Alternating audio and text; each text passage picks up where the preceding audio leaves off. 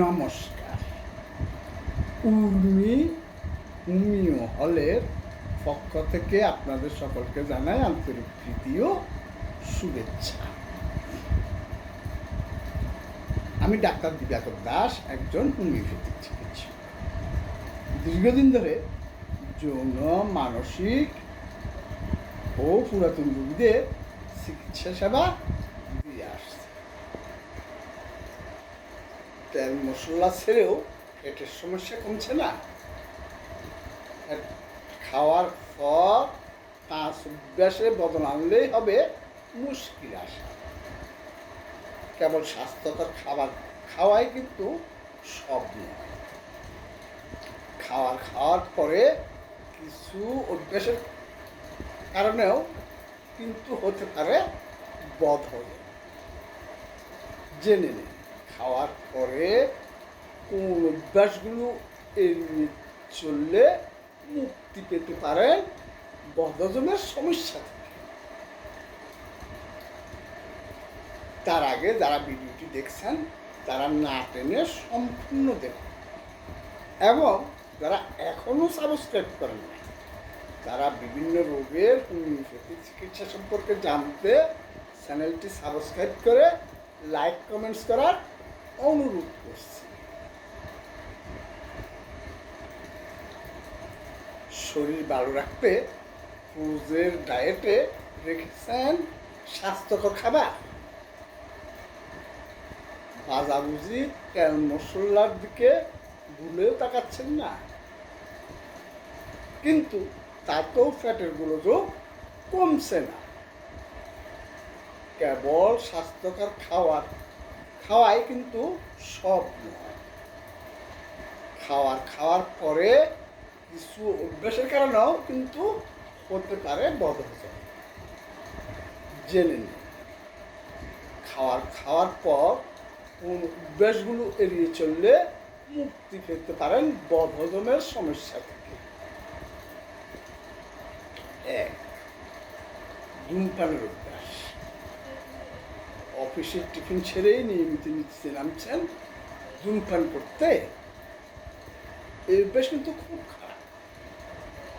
এতে হজম ক্ষমতার 12টা বাজে, অন্ত্রের ক্ষতি হয়।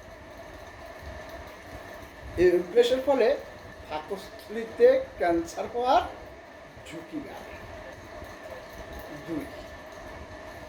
ফল খাওয়ার অভ্যাস।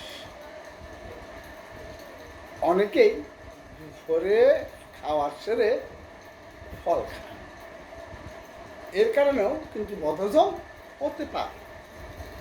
লেবু জাতীয় ফল খেলে এই সমস্যা আরো বেড়ে যায়।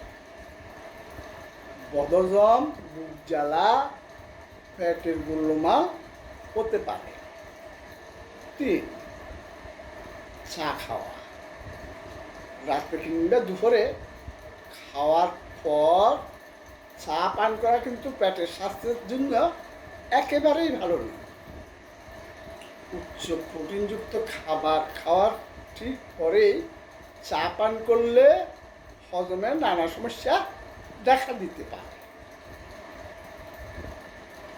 চায়ের মধ্যে প্রচুর মাত্রায় ট্যানিন থাকে, যা খাবারের প্রোটিনের সঙ্গে রাসায়নিক বিক্রিয়া করে এক ধরনের জটিল রাসায়নিক যৌগ তৈরি করে।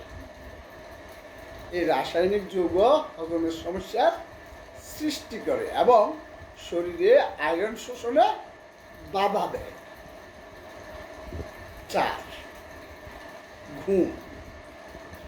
দুপুরে হোক কিংবা রাতে খাওয়া সেরেই ঘুমোতে যাওয়ার অভ্যাস থাকলে অবিলম্বে সেটি ত্যাগ করুন। খাওয়ার পর খাবার হজম হওয়ার সময় দিতে হবে। ঘুমিয়ে পড়লে হজমের কাজে ব্যাঘাত ঘটে, পেটে অস্বস্তিও বাড়ে। 5. স্নান করা। অনেকে রাতে খাওয়া দাওয়ার পর স্নান করে ঘুমোতে পছন্দ করে, তাতে নাকি ঘুম ভালো আসে। তবে এই অভ্যাসের কারণে কিন্তু ক্ষতি হয়।